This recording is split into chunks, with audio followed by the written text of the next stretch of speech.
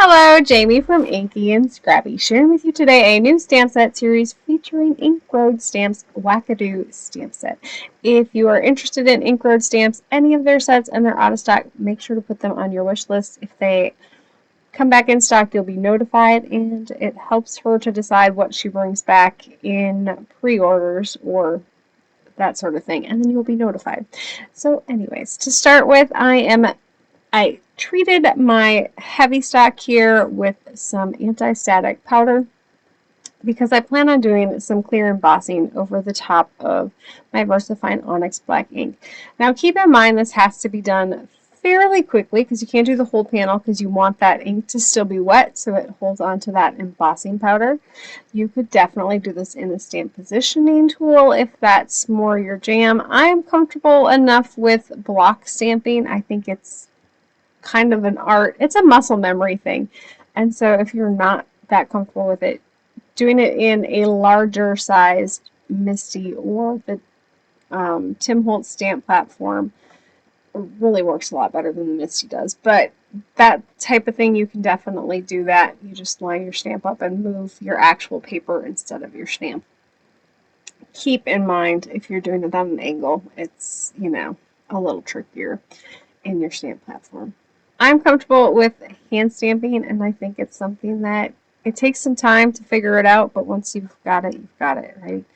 And so I like to go back to it sometimes. I rely on the Misty too much. And it drives Kate nuts when I hand stamp, so I do it extra just for her. So I'm going back in with my second layer of stamping. To do background pattern paper like this, the key is not to have anything line up on one row to the next, if you know what I mean. So I didn't want my little images to line up in a line. I wanted them to be offset just a little bit, and it doesn't even have to be a lot. Just a shift, half an inch one way or the other is enough that your eye doesn't catch a pattern, if that's kind of where you're at. And the same with the words. I just start and make sure, I always try to make sure that I'm off the edge of the page when I start, or that I'm going to go off the edge of the page so it continues on and it looks like a full panel that was cut down, if that makes sense. So once I had that all heat set and I pulled out my inks here, I ended up using some odd colors for me. I went with the crushed olive, which isn't one that I normally reach for, but with this stamp set series, I kind of went and color matched to the cartoon, and so that was the closest color I could get, and I kind of like this color combination. It's definitely not my normal, and it's kind of fun. So seedless preserves for my grape, and then I did bring in tumbled glass for my blue. I did clean off my glass media mat in between the purple and the green and the blue, just because you will see here that I look and I'm like, ooh, it's definitely picking up some of that green.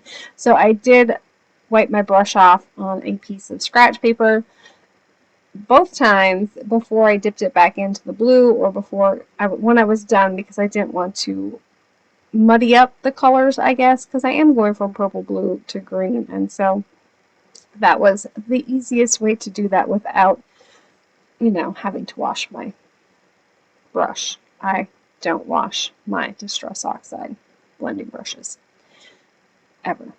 Anyways, so you want to buff off the top because the Distress Oxide ink, that pigment will sit on top of your embossing powder. Now, I could have done that part first, like the ink blending first, and then gone back in and done the stamping on the panel.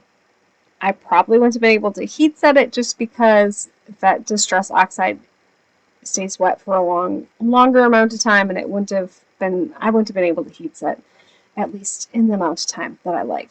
So keep those couple of things in mind. It's just, and the other thing is, hand stamping, I'm not 100% all the time, and so I figured if I messed it up, I could always flip it over, and then I didn't have to waste the time that I color blended, if that makes sense.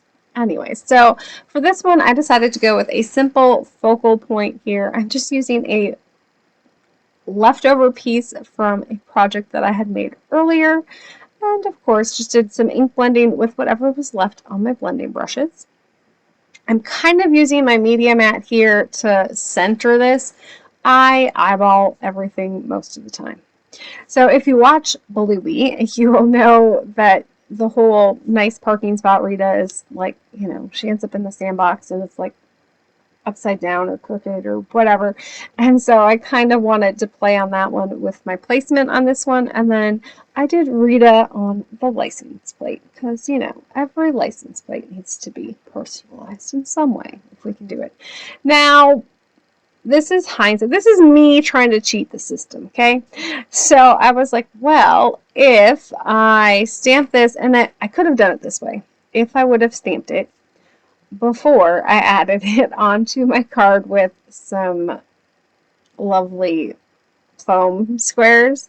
So I thought, well, if it works, it works. If it doesn't, I will just end up restamping it on a piece of paper.